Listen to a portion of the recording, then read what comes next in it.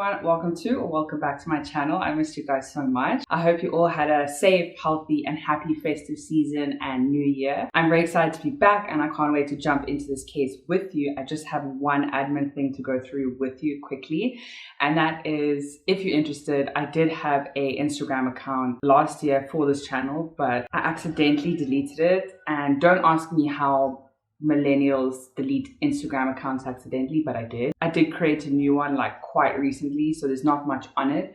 But if you want to have any updates or you just want to follow me on there, I will link it somewhere here for you. And yeah, that's about it. So the last time we spoke about the 3 in a bed murder. And if you haven't seen that, I will link it somewhere up here for you. But today we're going to talk about the case of Henri Van Breda and how he kind of became infamous in South Africa and maybe in Australia too, but mostly in South Africa. So if you would like to see or hear what Henri Van Breda did to become so infamous, then let's get into it. Intended for mature audiences only. So back in 2015, the Henri Van Breda case was quite big in South Africa, and sadly, murder does occur quite often in South Africa. So when a murder occurs here, it's not always reported on. But when the Henri Van Breda case happened and there was a whole case of Familicide, then things started kind of getting out of control in the media. But I'm kind of getting ahead of myself. Let's kind of go back and talk about the Van Breda family as a whole. So the Van Breda family consisted of a husband and wife, and that was Teresa, who was 55 at the time, and Martin, who was 54 at the time. Martin and Teresa had 3 children. Their eldest was Rudy, who was around 22 at the time. Their middle child was Henry, who was 20 at the time. And their youngest was a daughter who was named Marley, and she was 16 at the time. And the Van Breda family lived quite happily in Pretoria, which is in South Africa. Martin was quite a successful businessman, so he ran quite a few businesses in South Africa. And the Van Breda family was raking in this money. They were very wealthy. Then I think round about grade 6, when Henry was about 12 years old, Martin and Teresa decided to move their family from South Africa to Perth, which is in Australia. And while Martin and Teresa were living with their family in Perth, Martin still ran his businesses in South Africa. So he was still getting a lot of money from South Africa and Perth while he was running businesses simultaneously. And when I'm talking wealthy in terms of the Van Bredas, they were like 1% wealth. They had multi-million-dollar homes in Australia, multi-million rand homes back in South Africa. They weren't exactly penny pinching at all. The Van Bredas also went all to private or very top schools in Australia. And they basically got anything their heart desired, but they were said to be very down to earth as well. So they had all the money that they had and they had everything they had, but they were kind of still nice people. They got along with everybody.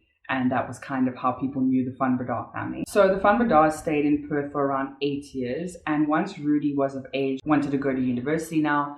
So he ended up getting into Melbourne University, and Melbourne and Perth are quite far apart, so he had to move to Melbourne to attend university. And because Henry was only 2 years younger than Rudy at the time, he also got into Melbourne and studied a different degree, but at the same university. And so they both moved into separate places, but in Melbourne. And because Teresa and Martin were very close to their children, they decided they wanted to also move closer to their children, but not in the same city. But they moved to the Sunshine Coast in a place called Butterham. But eventually in 2014, Martin and Teresa decided that they needed to go back to South Africa. I think maybe it was because Martin was kind of struggling to maintain all of his businesses and the laws and everything that was happening in South Africa from Australia. And also Teresa was kind of missing her family and she just wanted to be back home in South Africa. So they eventually decided to leave the Sunshine Coast and go back to South Africa. And because the Van Bredas were very wealthy, they didn't just move to any home in South Africa. They moved into a place in the Western Cape called Stellenbosch, which is a beautiful university town within the Western Cape. They also do a lot of wine tasting there. It's like pristine. It's very, very beautiful in Stellenbosch. But they moved into a gated community, like a golf estate inside Stellenbosch, which was called De Zalze. Now, this is not just any ordinary golf estate. I want to explain the security for you, and I want you to keep that in the back of your mind for later. This De Zalze golf estate had 24-hour CCTV monitoring at all times.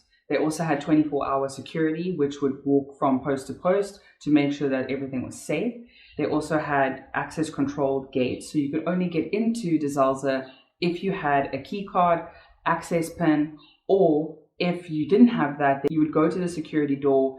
They would ask, okay, who are you here for? And you would say, I'm here to see Martin. Then they would call Martin up and say, listen, Nicole's here at the gate. do you want her to come in? Do you know who she is? Then Martin would have to confirm before I could even come into the estate. So it's like that kind of security. You can't just wander in. They even scan your driver's license, the barcode at the back of your driver's license, as well as the license disc on the side of your car. They know exactly who is coming in and out of this Desalza golf estate. So remember that Rudy and Henry were still in Melbourne. Henry decided that he was now going to take a gap year and he was just going to go back to South Africa and just chill it out there. But Rudy was still at university, still pursuing his degree. So Henry came back to South Africa around August 2014, and he was kind of just chilling at home. And then Rudy only came back around December 2014 to spend Christmas break with his family. And obviously, just like Australia, South African summers are warm. It is our summertime, so Christmas is always fun and adventurous. People usually go out hiking, swimming, kayaking, stuff like that. That's what the Van Bredas were kind of doing with each other during Christmas time. They were also said to be a very, very close-knit family, so they would kind of do everything together, or they would kind of have the same hobbies with each other. Henry at the time did have a girlfriend, and I'm not sure if she stayed in Australia as well, but she has a South African accent, so she might have also been in Australia or in South Africa, but I think that they were not in the same vicinity at the time that all of this occurred. Okay, so let's get into the nitty-gritty. So like I explained, the Van Bredas are a very close family. They did a lot of things outdoors together. So on the night of the 26th of January 2015, Henry describes the night as a very still one. It's very quiet. Everyone's kind of doing their own thing.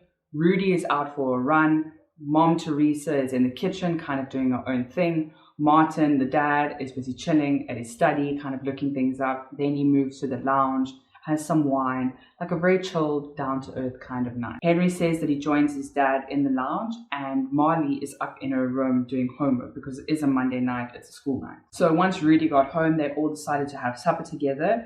They ate, they laughed, they drank wine, except Marley, I assume, because legal age in South Africa is 18. But whatever. So they did what they needed to do. Then the boys went to watch a movie in the lounge. Teresa headed up to bed, and Marley went to her room as well. Once the boys were finished watching the movie, Rudy said, you know what, I'm done. I'm going to go to bed. So Rudy went to bed, and Henry followed him to the bedroom because Henry and Rudy shared the same bedroom, which was kind of known as the boys' room. So Rudy is busy sleeping in bed, and Henry can't sleep. So he gets onto his laptop.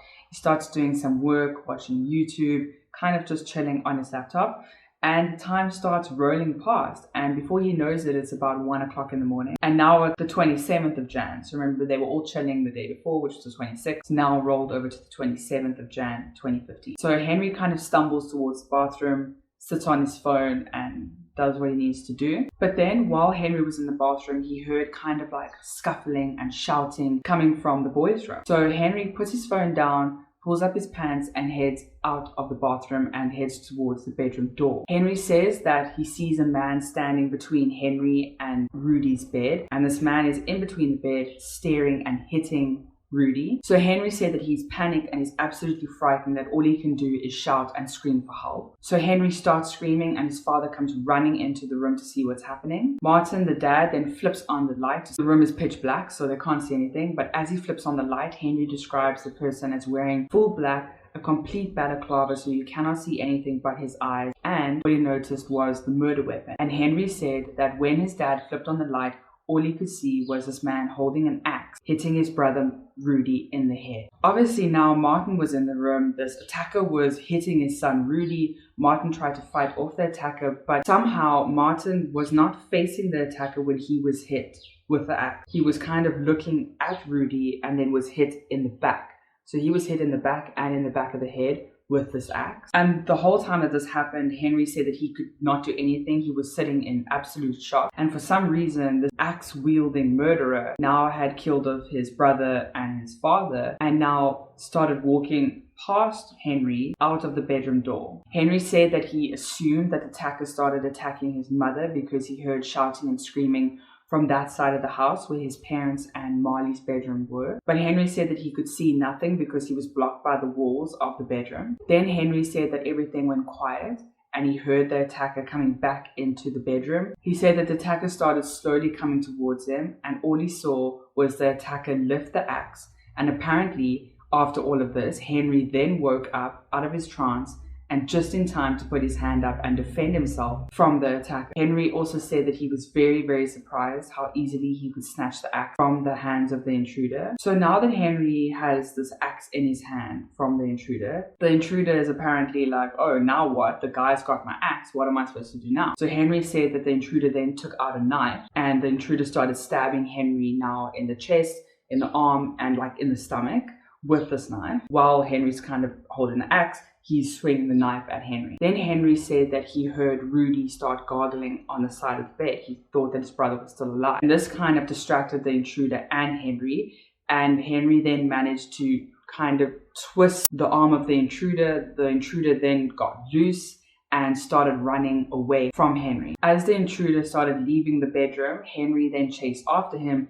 And when Henri actually left the bedroom, he noticed how much blood was outside the bedroom, kind of in the passage from his sister and his mother. He said that blood was absolutely everywhere, but he had the intruder in his sights, and the intruder started running kind of down the stairs.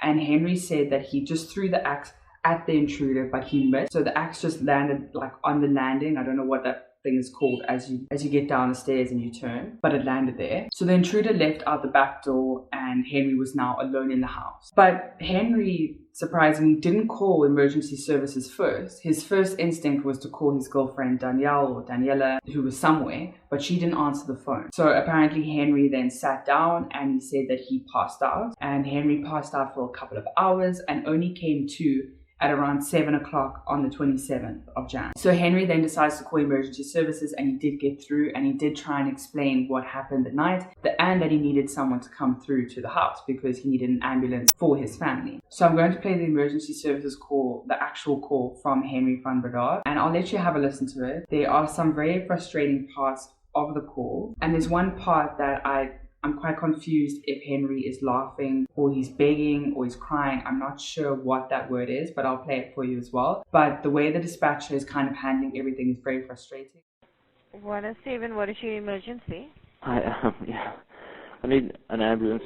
Lots of You need an ambulance? Yes, please. What's your name, sir? Henri Van Breda. Henri. What's the contact number you're phoning from? My home phone number, but I'm not sure what the home phone number is. My cell phone. We're at 12 Husker Street, please. Yeah, can you please just send an ambulance or more than one ambulance to De Zoltse Wineland in Stellenbosch? De Zoltse? Yeah, can you find that, please? De Zoltse. Sir, they're going to ask you the same thing that I'm asking you, because you're giving me two different addresses. De Zoltse in Wineland in Stellenbosch. De Zoltse Wineland is the estate. Stellenbosch is the town. And Husker Street, number 12. Okay, Husker Street, number 12. Is there a school or church near where you stay? A landmark? There's just the estate clubhouse, I guess, or the golf course. And what else? An ambulance? And an ambulance, please. Yes. Now, who is injured? I think everyone. Everyone in your house? Everyone, 4 people, yes. Adults, 2 adults? 2 adults and 3 adults and 1 teenage girl, yes. What are the injuries? Head injuries. Are they conscious? I don't think so. My sister's moving, but that's it. Okay, what kind of injuries is there? My family and we were attacked by a guy with an axe. With an axe? Unconscious, it is. Unconscious, huh? Yes, and bleeding from the head, please. Right. So after around almost 30 minutes of Henri being on the phone with this emergency services dispatcher, finally the ambulance are dispatched and they head towards Henri Van Breda's area. So the first emergency responder that got onto the scene said that this was one of the worst crime scenes that he had ever seen in his life. He said that there was so much blood upstairs. However, he said that the bottom level was hardly disturbed, but he said that there was so much blood on the top floor of the house that when he moved Teresa's body, he said that it was kind of just like a waterfall of blood that happened after he lifted her body. Die plek was nie deurmekaar nie, maar op die ek gaan dit noem die eerste vloer. Met die skuif van die liggaam, die kom die bloedsesse waterval af. The paramedic that arrived there did notice that Marley was still alive, and he attended to her immediately. She was taken to the nearest hospital and she was put into ICU, and they were trying to save her life. While Marley was trying to cover, Henri did attend his parents and his brother's memorial. Obviously, Marley could not attend because she was in critical condition, and this memorial took place around the 5th of February, so it was quite recently after everything had happened, so she obviously couldn't attend. But after the memorial, the police started honing in on this investigation because they were getting a lot of pressure from the South Africans as well as the police force to get this case solved. So police were trying to get a good case, and Marley and Henri were the only survivors of this horrible attack. But Marley started to recover very, very well. She started to walk slightly by herself again, and she was able to communicate with people again. And to go through everything that she went through was absolutely incredible that she could communicate again. Apparently, what Marley had suffered the night of the Van Breda attack, she had been hit 5 times in the head with an axe. She had also had her jugular severed, so she was like pumping out blood. I'm surprised that she survived. She also had some horrific wounds from defensive wounds that on her body, which were minor compared to the wounds in her head and her jugular. Sadly, while police were trying to communicate with Marley about the investigation and about the horrific crime, Marley sadly suffered retrograde amnesia, so she could remember nothing from that night. So Henri was the only witness of the entire Van Breda attack. Now, police kind of took around a year and a half to kind of get things rolling and for police to actually arrest anybody. And I think maybe they took this long because they wanted to secure this evidence. They couldn't just assume that certain people did it. But during the time in South Africa, we have a gang called the Crowbar Gang or the Balaclava Gang, which I think terrifies a lot of South Africans. I think many South Africans have experienced this gang, which is terrifying. It haunts a lot of people, especially because they come in hordes and they just take and they do terrible things to people sometimes. But the point of this is that this gang was running rife in South Africa at the time and now. However, the police were kind of wondering if it was maybe the Balaclava Gang, because remember Henri said that he saw someone with a balaclava on. So they thought that maybe it was this gang that was doing it at the time, but they had to prove that it wasn't. So things were taking quite a while to get going. So if we go back to the crime scene, the bodies were all found upstairs on the top level of the Van Breda household. But if you take a look at the house layout, which I'll show you now, there are 2 main entrances, the front and the back door. So the intruder would have possibly come through the front door. And remember, this is a very, very wealthy family and nothing was taken. If you look at this video, Teresa's purse was on the table near the entrance and a laptop was lying on the table too. So there was plenty of opportunity for a culprit to take any of these valuable items. There were also 2 luxury cars parked in the garage, but nothing was taken. So what police had to do was not only determine who came into the house, but they had to prove that someone actually broke into the house. They had to prove that someone managed to get through the super secure estate and this very wealthy, protected estate. And what the police had noticed was that this perpetrator or this intruder brought none of their own weapons to the crime scene. It was proven that the axe that was used to murder Martin, Teresa, and Rudy was an axe from the Van Breda household. It was an axe that was used near the braai or near the barbecue. So it was taken as an opportunity from the household. And the knife that was used to stab Henri was a knife from the kitchen. So police maybe thought that this was a robbery gone wrong and the intruder wanted to quietly go through the house. And obviously then someone saw him and he needed to escape quickly. And he kind of used the weapons to try and defend himself, and that was why they were used. So the state started to build their case and multiple witnesses came forward for the night of the 26th of January and the morning of the 27th of January. And a neighbor of the Van Breda household said that the night of the 26th, when everyone was kind of watching movies, chilling, drinking wine, she said that she heard fighting, like hectic fighting, shouting, screaming at each other that night. And the state, while they were building their case, also looked at the fact that nothing was taken. This was such a serious factor in this entire crime because this is a multi-million-dollar family. There would have been so much that these robbers could have taken from the household. And also the fact that Henri was so superficially injured was a big factor in this entire case, because why would this axe-wielding criminal murderer axe to death almost an entire family but only leave little scrapes on Henri. The state also showed that Henri was wearing socks and pajamas the night of the murders, and they said that his socks were absolutely drenched in blood at the bottom. So with all of this evidence mounting on Henri, around a year and a half after all of the murders had taken place, on June 14th, 2016, Henri handed himself into the South African police force. Henri was charged with 3 counts of murder, 1 count of attempted murder, 1 count of obstructing the ends of justice, and 1 count of tampering with a crime scene. So Henri Van Breda's trial officially began on the 24th of April 2017. And obviously Henri pleaded not guilty. And this is where Henri would kind of tell his side of the story. So Henri was reading out his plea as to why he was not guilty. And while Henri was telling his side of the story, what he told police originally in 2015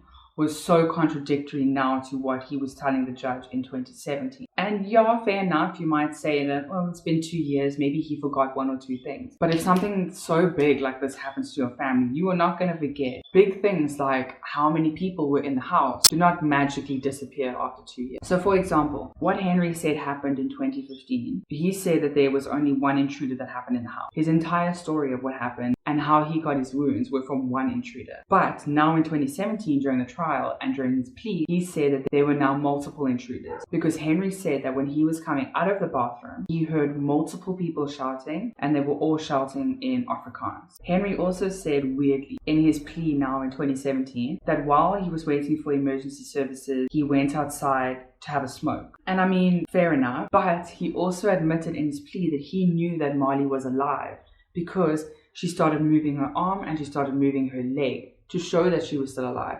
But Henri decided to go for a smoke instead of sit with his sister and try and stop any type of bleeding that was happening. So with all of this, and with this contradicting statements from Henri, the prosecution now had the task to actually prove that it was Henri who did all of these murders. They also still had to prove that no one could just get into the estate and actually murder, and Henri was innocent. So remember I spoke about how secure this estate was, with the 24-hour CCTV, 24-hour security, access controlled gate. Well, the prosecution actually went to the head of security for that night of the 26th, and they said that no beams were set off, no red lights were indicated anywhere that anything had been breached. And the prosecution was able to prove that without reasonable doubt that no one had broken into the Van Breda's house that night of the 26th. But now they had to prove that Henri had actually done it. So one of the things that the prosecution pointed out was that Henri decided to call his girlfriend, Danielle, the night that everything happened, or the next morning that everything happened. And they wanted to know why he decided to Google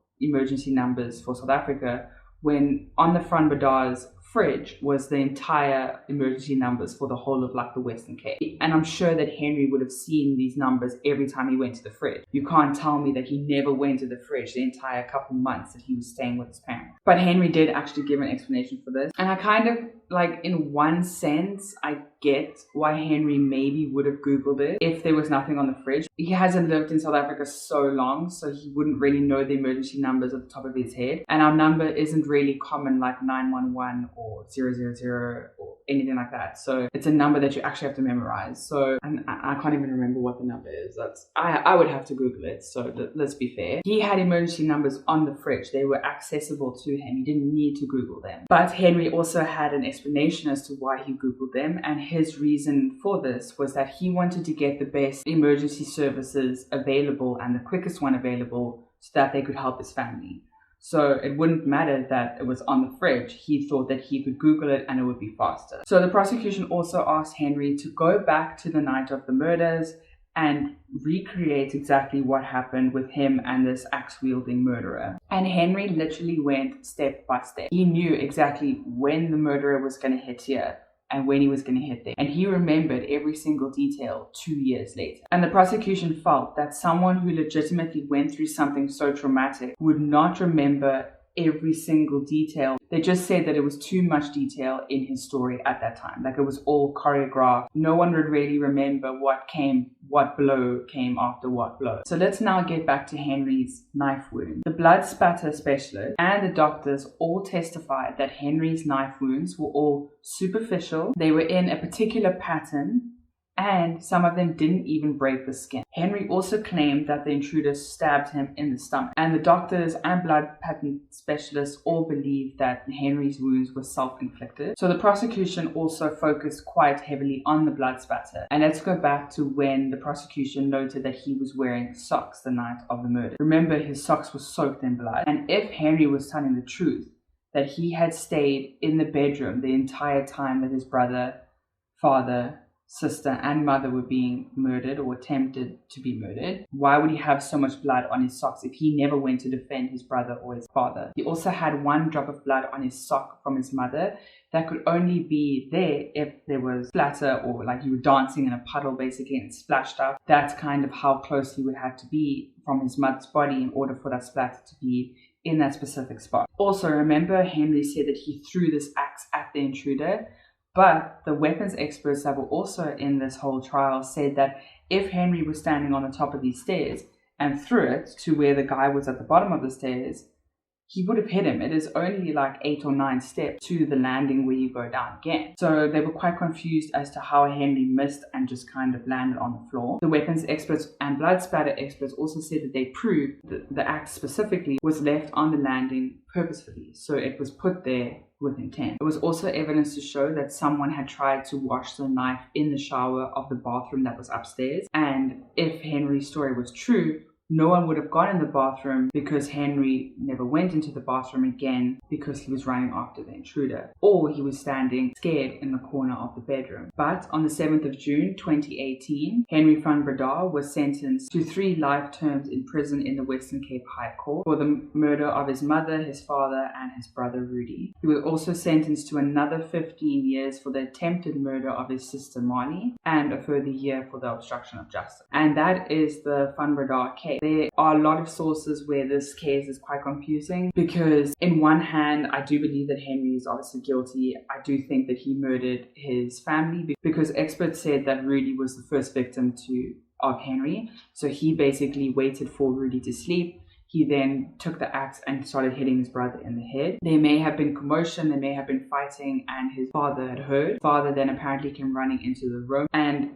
he was found, I think, on Henri's bed. He wasn't basically in a position where he was fighting Henri. He was hit in the back with the axe. But on the other sense, I do find it weird that if there was so much blood with Marley and Teresa in the passage, why did he only have 1 blood spatter on his sock from his mother and sister? So I do find that weird. Maybe he happened to change because he had time to wash the knife. So he obviously maybe have changed. I don't know. So I do find it weird. I don't know if there's another person who was involved. I doubt it. But that little bit of evidence did kind of make me think a little bit. But like I said, I do think that Henri is guilty. And what a hectic case. Some people said that he did the murders for money. There were some rumors online that said that Henri was very into cocaine or drugs, and his parents kept trying to say, listen, stop it, we're going to cut you off. And Henri was like, yeah, sure, buddy.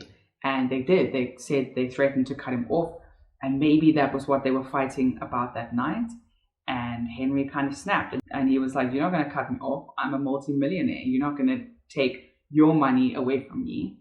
So maybe that was what he was fighting for as well. There were some indications that it was inheritance, maybe for some drug money as well.